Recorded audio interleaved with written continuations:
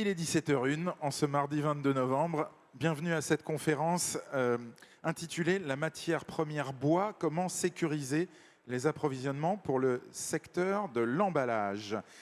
Cette conférence est organisée et proposée par le Pôle Emballage Bois, qui est un consortium qui regroupe le secteur des emballages légers en bois, mais aussi le secteur de la palette et le secteur des emballages industriels et de la caisserie, avec évidemment pour point commun le matériau bois, avec nos intervenants que je vous présente tout de suite, de gauche à droite. Nicolas Douzin-Didier, vous êtes délégué général de la Fédération nationale du bois. C'est donc l'organisation qui regroupe les professionnels des industries du bois et notamment les fabricants, les reconditionneurs et les loueurs de palettes bois. Je vais faire attention à ma voix, sinon je vais la perdre. Ça fait ma 7e conférence depuis ce matin. À côté de vous, Florence Lucas, vous êtes chargée du développement de la marque PEFC France. Ça doit parler à beaucoup ici. C'est une certification PEFC France qui garantit la gestion durable des produits bois de la forêt dont ils sont issus. À côté de vous, Michael Modugno, vous êtes vice-président et fondateur de PGS Group, donc en charge du développement international. C'est une entreprise PGS Group qui fabrique et reconditionne des palettes bois. Et à côté de vous, François de Viviès, vous êtes dirigeant du groupe Comas. Alors c'est dans l'Ain. Je ne sais plus la ville, mais vous nous le direz. Fabricant d'emballages légers en bois et coprésident également du Ciel. Rappelez-nous ce qu'est le Ciel également. C'est le syndicat des industriels de l'emballage léger. Ah ben voilà. En gros, c'est le syndicat de la cagette, mais ça ne faisait pas sérieux, donc on a dit Ciel, ça c'est mieux. Mais porteur de tant d'ambition. Exactement. Et donc, dans l'Ain, à quel endroit, votre entreprise? Alors, il n'y a pas trop de villes dans mon coin. D'accord. C'est pas très loin de Bourg-en-Bresse. D'accord, très bien. Le poulet de Bresse. Et l'emballage maintenant, on le sait.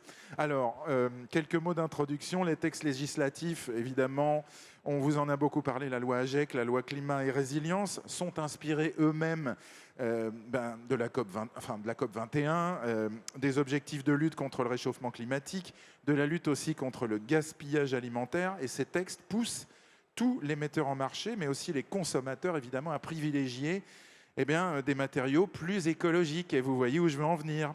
Ce qui est recyclable, ce qui est réemployable, ce qui est renouvelable, ce qui est biosourcé.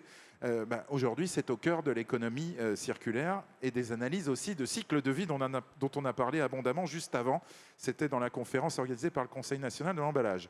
Alors, Nicolas Douzin, évidemment, le bois, on a l'impression qu'il coche toutes les cases. Il coche toutes les cases de l'économie circulaire, comme d'autres matériaux sur certains aspects, comme la réparabilité ou le recyclage, mais il a un petit plus, il a deux plus, c'est que c'est une matière renouvelable et qui stocke du carbone. Et ça, je crois que c'est une singularité très forte pour le bois et qui mérite d'être mise en avant. Bien sûr, il trouve sa place dans de très nombreux secteurs aujourd'hui, le bois.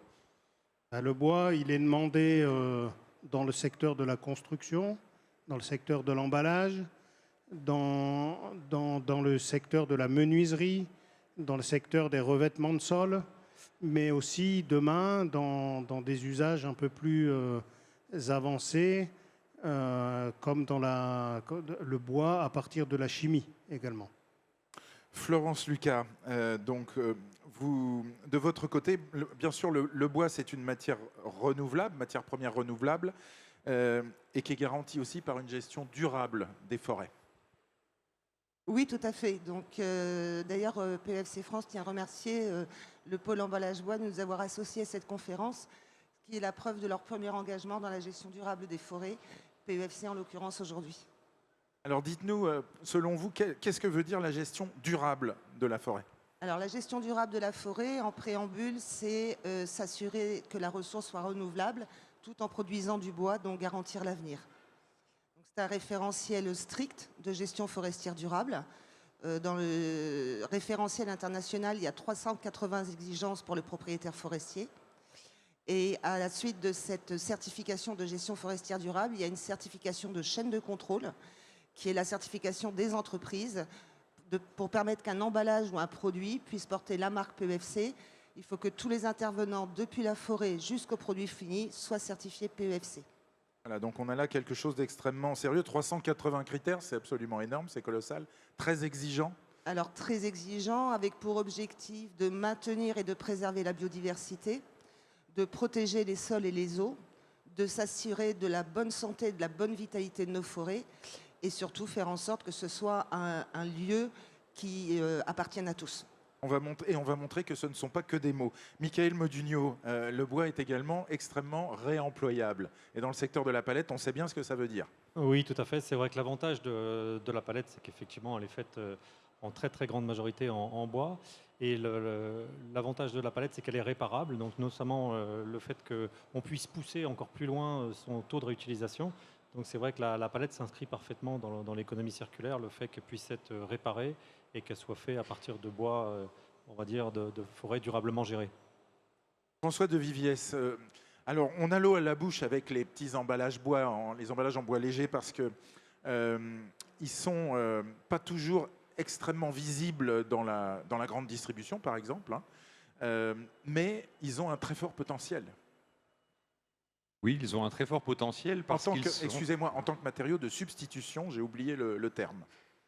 Ils sont très intéressants parce que d'abord, nous sommes le seul matériau avec un bilan carbone, une analyse de cycle de vie qui nous met... on stocke du carbone en général. Alors, on a une différence majeure par rapport à mes prédécesseurs, c'est que nous, c'est difficilement réutilisable. C'est-à-dire qu'on ne va pas... Imaginez pas que vous allez renvoyer votre caisse de camembert chez le fabricant pour mettre un deuxième camembert dedans. Vous imaginez bien que les inspecteurs de la santé feraient des bonds en l'air. Donc, nous dirigeons plutôt vers une réutilisation en énergie. Bah, écoutez, on a déjà du mal avec le camembert au lait cru, alors évidemment. Exactement. Donc si en plus on devait réutiliser l'emballage qui va dedans, mais vous retrouvez maintenant aujourd'hui effectivement en termes de substitution, par exemple une touillette à café qui va être utilisée, qui va être en bois, et aussi bien les cornets de glace, enfin les bâtonnets de glace qui sont aussi comme ça. Enfin, les usages se multiplient. Parce qu'on a un énorme avantage, c'est que naturellement, ce n'est pas issu de la recherche et développement, le bois est naturellement apte au contact alimentaire, sans absolument aucun traitement chimique. Et ça nous donne un avantage que la nature nous donne. Un potentiel en termes d'emballage à usage unique de substitution. Exactement, notamment après vous avez les lois AGEC sur l'utilisation du plastique à usage unique. On a aussi on consomme très très peu d'énergie pour fabriquer nos produits. Et j'ai certains matériaux concurrents qui, eux, en consomment énormément pour transformer des beaux arbres dans une matière autre que la nôtre. Et nous, on a l'avantage, du coup, on utilise moins d'énergie. Dans ce contexte-là, c'est pas mal, parce que c'est devenu beaucoup, beaucoup plus cher aujourd'hui pour tous les fabricants. Alors, on l'a dit, les atouts environnementaux du bois en font aujourd'hui un matériau de choix pour la décarbonation de notre économie, et particulièrement dans le secteur de l'emballage, bien sûr. Mais alors, la vraie question, c'est est-ce qu'on aura assez de bois pour répondre à la demande? Nicolas Douzin. Oui, on a la chance de vivre en Europe et en France. Je précise bien les deux éléments parce qu'on a un approvisionnement qui est à 70% en France et à 30% européen. Et l'Europe, c'est un tiers de la production mondiale de bois. Ah oui, on n'a pas une planche de bois qui vient au-delà de l'Europe. Non, j'en sais rien. Oui, c'est ça. J'en sais rien, mais en tout cas, on est autosuffisant. On est largement autosuffisant. Et la France, en ce qui concerne les forêts, c'est la 4e ressource européenne. Et il y a 2,7 milliards de mètres cubes de bois en stock dans les forêts françaises. Chacun peut, à sa manière, le concrétiser. Il n'y a pas moins de forêts. En un siècle, ça a doublé. Et en Europe, c'est la même chose. En Europe, sur les 50 dernières années, il y a à peu près la surface forestière française en plus. Donc en fait, on est plutôt dans un monde où la part forestière grandit. Et l'explication est assez simple. C'est exactement l'inverse de ce qui se passe au Brésil. Au Brésil, on déforeste pour faire de l'agriculture. Et nous, l'agriculture a rétréci au profit de la forêt. Donc, contrairement à ce que l'on entend souvent, pas de déforestation, c'est un message essentiel. Ah, mais la déforestation, c'est interdit dans toute l'Union européenne. Et en France, c'est un délit. Et on en vient à vous faire préciser, Florence Lucas, donc, sur la gestion durable, effectivement, et le label PEFC, ce n'est pas une démarche simplement française ou européenne, c'est international. Ça a été créé au départ par les propriétaires forestiers privés français. C'est une initiative française au départ. Oui, un peu Europe du Sud et Europe du Nord. Et c'est un système qui est devenu mondial en 2006 avec l'arrivée du Canada et des États-Unis. Aujourd'hui, la ressource en bois PEFC, c'est la première ressource en bois certifiée dans le monde, puisque 75% des surfaces certifiées dans le monde sont certifiées PEFC. Donc on s'assure du renouvellement de la forêt, de la gestion durable aujourd'hui avec ce label qui est une superbe garantie pour la profession. Oui, et ce qui est important aussi dans le système PEFC, c'est que toutes les parties prenantes sont amenées à discuter des référentiels. Et donc, ce n'est pas une décision qui est prise dans un coin, c'est vraiment un forum. Aujourd'hui, PEFC France est en train de réviser ses règles de gestion forestière durable et c'est un peu plus de 100 personnes autour de la table qui doivent discuter sur les améliorations du système. François de Viviès, il y a aussi dans votre domaine, l'emballage léger bois, les essences à utiliser. Donc, on ne peut pas utiliser n'importe quel bois et on va en venir un petit peu plus proche de notre secteur, celui de l'emballage. Nous aimons beaucoup le peuplier. Pourquoi? Sous toutes ses formes. Parce que c'est un bois qui est tendre, donc qui est facile à travailler avec peu d'apport d'énergie. On n'a pas besoin de l'étuver, on n'a pas besoin de faire de traitement dessus. Nos appros sont quasiment à 100% français en bois sur pied. Et pour revenir sur la question de la déforestation, ça serait complètement idiot de notre part de déforester parce que avec quoi je remplirai mon usine dans 5 ans. Donc on a une démarche systématique de replantation et on a même mis en place des aides via un programme qui s'appelle Merci le Peuplier pour aider justement à replanter pour que nos entreprises et nos emplois soient encore là dans 15 ans, dans 50 ans et dans 100 ans. Et c'est le cas, on replante aujourd'hui. Est-ce qu'on augmente le gisement des peupliers aujourd'hui en France?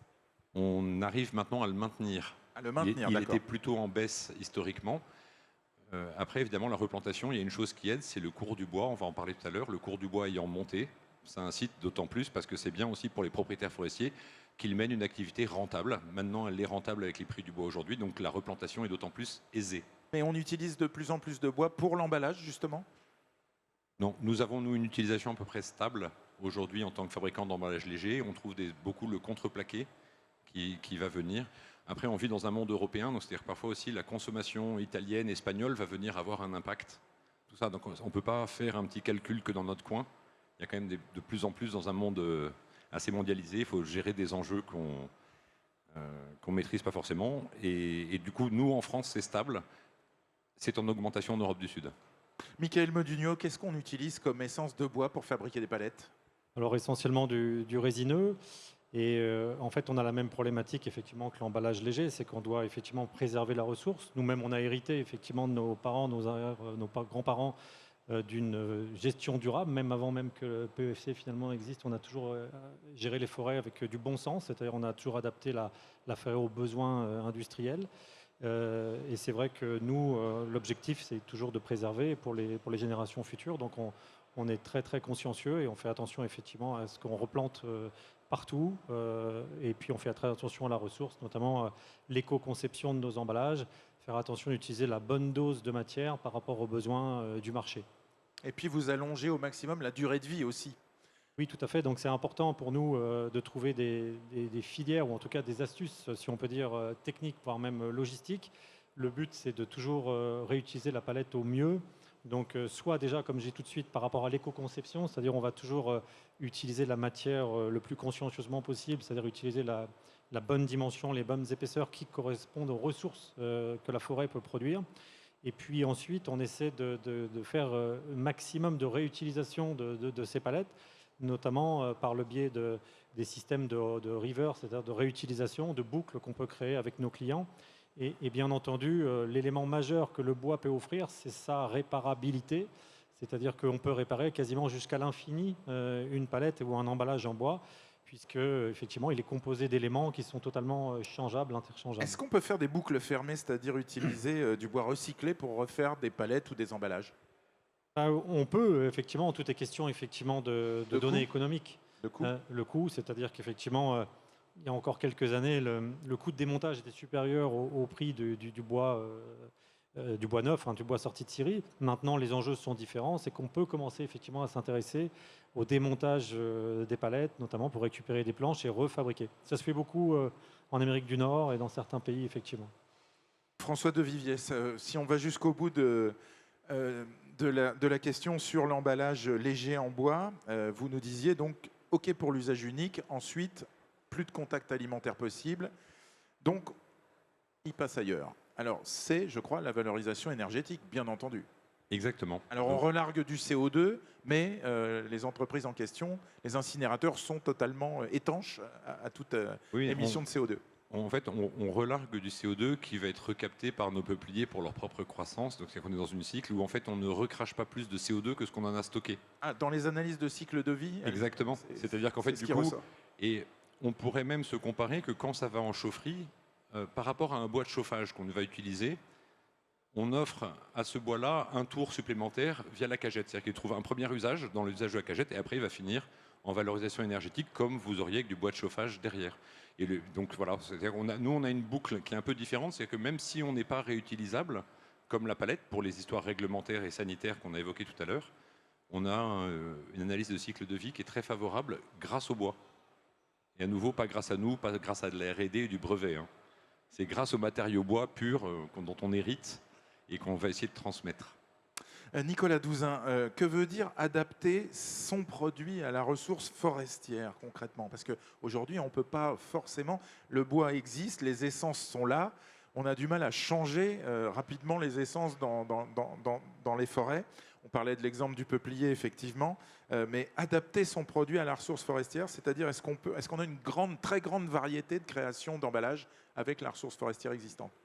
Déjà, on a près de 150 espèces d'arbres en France, donc on a une très grande diversité et chacune des usines est implantée dans son territoire et doit donc aussi s'adapter à la production forestière de son territoire.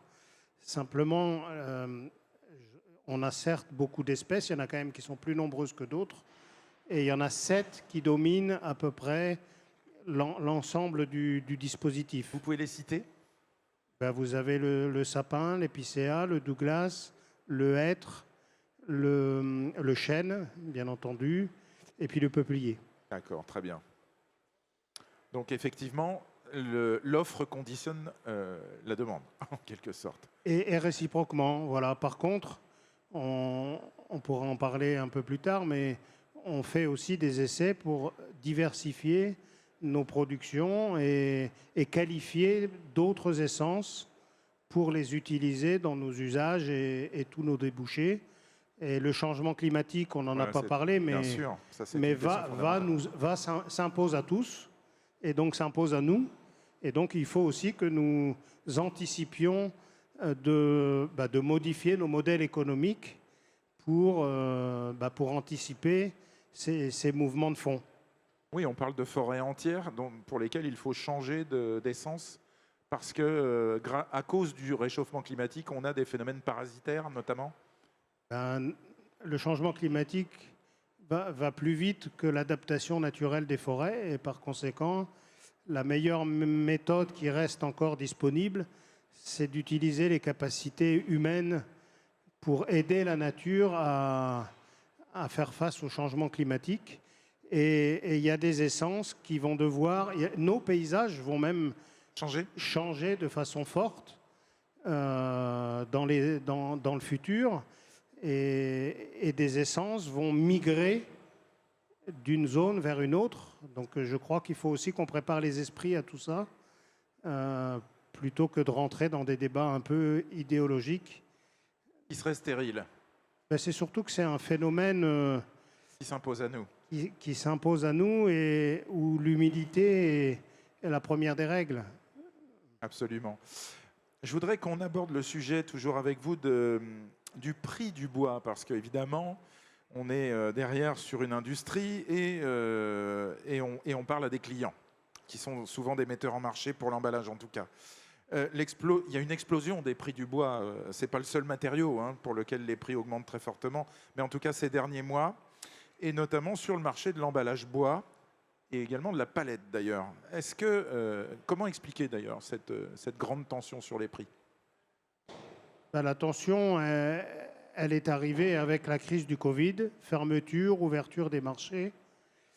Il y a eu une très très grosse demande aux États-Unis qui a été servie par l'industrie européenne et par propagation, les prix européens se sont élevés sur les derniers mois.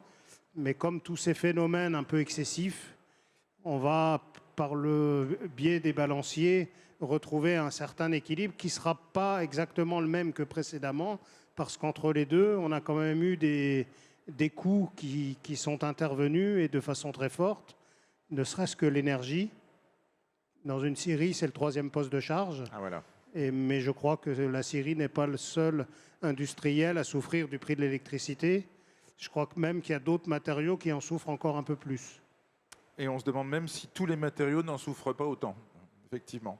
Michael Modugno, dans le secteur de la palette, c'est la même chose. Les prix ont très fortement monté. Oui, sachant qu'effectivement, le prix d'une palette est composé à environ à 70% de la matière première, c'est-à-dire du bois. Après, les autres coûts, énergie, main-d'œuvre, etc., viennent s'additionner. Et d'ailleurs, on voit une tendance, effectivement, la part de l'énergie commence effectivement à représenter de plus en plus. Donc, effectivement, c'est quelque chose d'important dans l'emballage. Mais pour rebondir sur ce que disait Nicolas, c'est vrai que la problématique qu'on a eue ces 25 ou 30 dernières années, c'est que également le prix du bois était pas suffisamment haut pour rémunérer proprement toute la filière. Et donc le problème, c'est qu'on souffre d'un désintérêt déjà pour les futures générations. Et puis surtout, le fait que les prix français étaient si bas, ça a attiré effectivement énormément d'exports vers le Moyen-Orient et l'Asie. Et donc le fait que les prix soient remontés, déjà, ça permet que toutes les étapes de la filière soient protégées, si on peut dire. D'éviter la déperdition. Et puis effectivement, on préserve aussi notre ressource indirectement en ayant des prix, non pas des prix forts, mais des prix adaptés qu'on avait perdus ces 25-30 dernières années. François de Viviez, est-ce que vous constatez la même chose dans les emballages légers en bois? Oui, nous constatons la même chose. La différence un petit peu, c'est que nous, un peu plié, c'est un cycle d'une quinzaine d'années. Autrement dit, on a des cycles... qu'on déplante jeune, enfin qu'on déplante, qu'on coupe et qu'on utilise jeune. Exactement. Alors, pour l'anecdote, les gens qui cultivent des peupleraies, qu'on appelle des populiculteurs, pardon pour le gros mot. Ah non, c'est joli. Voilà, un populiculteur. Eux, ce sont les seuls forestiers à pouvoir avoir le statut d'agriculteur. En fait, on est quasiment plus près du blé quasiment que de la forêt. Donc il est normal, comme vous allez moissonner votre champ de blé, comme ça, personne ne vous accuse de débléifier. Donc vous replantez du blé derrière. Donc les cycles étant assez courts, on a une incidence assez forte sur le volume replanté. Et moi, je trouve ça très positif, même si nous, en tant qu'industriels, on voit la facture de bois qui monte. Mais ce qu'on sait maintenant, c'est que nos propriétaires aussi retrouvent des marges de manœuvre, nos bûcherons aussi, les grumiers, et c'est toute la filière bois aussi qui retrouve de l'air. Et c'est très bien, parce que ça permet aussi d'attirer des jeunes talents pour les embauches de demain. Et ça nous permet un peu... Alors voilà, on a encaissé cette hausse-là, nos clients aussi en ont subi les conséquences. Mais il faut voir qu'on était aussi avec beaucoup de pression dans la filière depuis de nombreuses années, et les propriétaires pour commencer. Comme dans le monde de l'agriculture. Le parallèle est très juste. Exactement, exactement. Donc je sais que parfois c'est compliqué pour nos clients, mais même pour nous, de subir toutes ces hausses-là. Et si on regarde ça d'un peu plus loin, on se dit que c'est un rééquilibrage qui parfois est bienvenu. Quand vous voyez la difficulté d'un travail de bûcheron, par exemple, le fait qu'on puisse le rémunérer correctement et qu'on puisse attirer des nouveaux talents dans cette filière-là, c'est important. Nicolas Douzin, le fait d'augmenter la ressource et de diversifier peut-il aider à régler ces problématiques de prix? Le prix, c'est tout simplement l'adéquation entre l'offre et la demande. Donc l'arbre en lui-même n'a pas beaucoup de... Oui, le fait d'en proposer plus, je raisonnais presque de façon mécanique. Mais je vous ai expliqué tout à l'heure qu'on a quand même beaucoup de réserves, on en a beaucoup sous le pied. Donc on peut faire progresser de façon très forte les usages du bois dans toute leur diversité sans que ça ait d'incidence majeure sur le prix. De toute façon, on n'est pas seul au monde, on a des concurrents et donc par conséquent, on se règle les uns par rapport aux autres. Mais ce que je peux vous dire, c'est qu'en instantané, le bois, y compris en construction, est l'un des matériaux aujourd'hui les plus économiques. Si on doit synthétiser en peu de phrases, puisque nous arrivons à la conclusion de cette courte conférence, mais pourtant passionnante et rafraîchissante, quelle serait l'ambition de la filière bois? Je ne suis pas le seul à pouvoir répondre. Mais je vous tends le micro en premier. Mais la filière bois, c'est 400 000 emplois, 80 milliards de chiffre d'affaires. et 15% de l'industrie nationale. C'est une des premières industries de la nation et on fait partie des invisibles. J'ai souvent ce mot à la bouche. Mais tellement visible partout. Et je pense qu'on va devenir visible dans les années à venir parce que notre matériau s'impose dans la transition écologique. Et le label PEFC s'impose aussi, Florence Lucas. C'est un des outils. Oui, c'est un des outils, c'est surtout une garantie. Qu'un produit ou un emballage porte la marque PEFC, ça apporte la garantie au consommateur que le produit ou l'emballage est issu de forêts gérées durablement et de sources contrôlées. Donc voilà, soyez bien attentifs sur vos produits, vos emballages, tout ce qui est issu de la filière forêt bois, papier, carton, de bien retrouver le logo PEFC. L'ambition dans le secteur de la palette, Michael Modugno?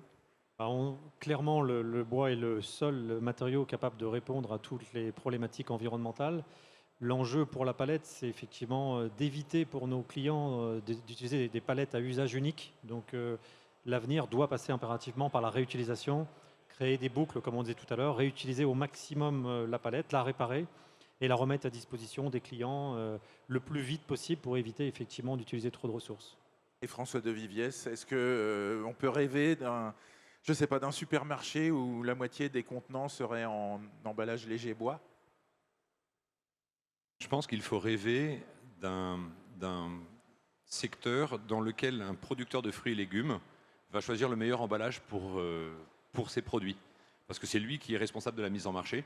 Et nous, ce qu'on peut essayer de l'aider, c'est de rentrer en concurrence avec tous les autres matériaux pour essayer de lui proposer le meilleur. On n'est pas là pour essayer de bouffer tout le monde et ainsi de suite. On est là pour essayer de proposer le produit qui correspond aux besoins du producteur, sachant que notre ressource est locale. Elle n'est même pas française, je veux dire, en général, on est régional et nos clients sont aussi régionaux. Et on aimerait pouvoir garder cette utilité-là dans une boucle très locale, très simple, très invisible. Et l'humilité dont parlait Nicolas, on en a tous besoin dans ce secteur-là parce que le bois, c'est particulier. Et on est très très fiers de notre humilité, un peu d'être des invisibles et de rendre un service ignoré par beaucoup de gens dans l'économie. Et on le fait avec beaucoup d'intérêt tous les jours et avec beaucoup de dévouement parce qu'on adore ça. Mais on peut avoir la prétention de savoir rester humble, en effet. Y a-t-il des questions à poser? On a un micro à proposer si vous avez des questions. Une question, madame, à qui on apporte un micro. Il nous reste 2 minutes ensemble, ça tombe bien, donc on peut prendre 1 à 2 questions. Bonjour, donc je travaille chez Fosplus. Alors, mettez le micro sur le menton et présentez-vous en un mot. Oui, bonjour, je travaille chez Fosplus, qui est un éco-organisme belge. Et donc, du coup, moi, je connais plus le papier carton que le micro sur le menton. Que les palettes. Pardon, j'ai un écho, c'est perturbant. Et je me demandais quelle est la proportion de palettes par rapport à celle des emballages papier-carton dans la consommation de bois, par exemple, aujourd'hui. Vous avez un ordre d'idée? Alors, la proportion des palettes dans la consommation... Vous dites qu'on a un stock largement suffisant de bois en France. Et on a parlé beaucoup des palettes. Et nous, on voit sur les emballages beaucoup de nouveaux emballages, papier, carton, mélangés avec des plastiques. Donc, on n'est pas forcément sur beaucoup de circularité. Sur les palettes? Selon les cas. Non, sur les emballages papier-carton, plus, par exemple, alimentaire ou je ne sais quoi. Et donc, je me demandais si ça représentait une grande proportion dans l'utilisation du bois, parce que si c'est le cas, et si on voit une grande augmentation de ces emballages dans les années à venir, est-ce que ça peut impacter? Quelle est la part du bois dans l'utilisation des emballages, en réalité? C'est ça un peu l'idée. C'est compliqué à répondre, ça. Dans le secteur de la papeterie, par exemple. C'est ça la question? C'était plus large, la question était plus large. Oui, plus large, par exemple, dans l'alimentaire. Alors, moi, je peux parler pour la partie emballage léger. Emballage léger. Donc, on va dire vous allez avoir une réponse solide sur une partie de la question. Sur la partie, donc tous les produits, qu'ils soient des emballages de logistique pour prendre des fruits et légumes, du fromage et ainsi de suite, aussi bien que sur l'alimentaire, qu'on va appeler l'emballage de vente, ce qui va aller directement dans les ménages et ce qui va être utilisé. On estime qu'à peu près le bois, à peu près 25% de part de marché, peut-être 30%. C'est un ordre d'idée comme ça, et qu'on compartage principalement avec le plastique d'un côté et le carton de l'autre. Tout ce qui est réutilisable en verre étant très négligeable dans notre secteur. Voilà à peu près les proportions qu'on a Certains restent dans des filières logistiques, d'autres vont dans les ménages. C'est évidemment une boîte de camembert va dans un ménage, une cagette en général reste dans une boucle logistique invisible pour le consommateur final. On va répondre aussi sur les palettes avec Michael Modugno. Alors sur la palette, au niveau européen, on a tendance à dire que 95% des palettes sont en bois. Et le reste? Le reste, c'est plastique, carton, métal par exemple. Bon, écoutez, on ne peut pas vous répondre plus. Non, mais c'est bien. Merci. On prend une dernière question, s'il y en a une. Il n'y a pas de question. Eh bien, écoutez, il est 17h30, donc nous rendons à Cognac-Jet l'antenne à l'heure. Merci beaucoup d'avoir assisté à cette conférence rafraîchissante. Je vous propose qu'on aille tous faire un tour en forêt maintenant. Non, je plaisante, il n'y en a pas tellement juste autour de Villepinte. On peut applaudir nos intervenantes et intervenants.